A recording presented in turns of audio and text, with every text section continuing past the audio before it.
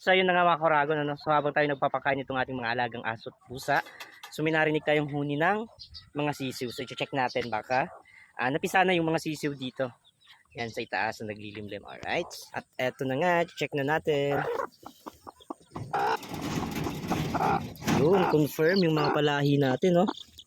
Lahat na halos napisa. Halos lahat nga. Ito pala yung kanilang mother, isang hatch. So yan pala yung mga siw-siw niya. 2, 4, 6, 8, 10, 11, 11. Yun, no? Madaming gray. Yung isang black pala, hinalo ko lang yan, itlog yan ng black Australorp. So nakasama rin sa pagpisa.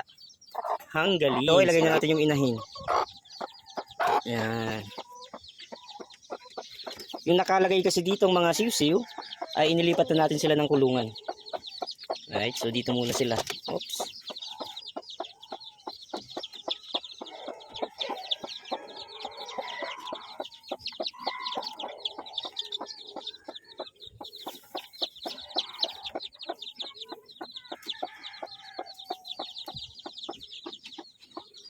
Diyan muna kayo. Right. Yun lang. Thank you mga idol at marami naman tayong palahi.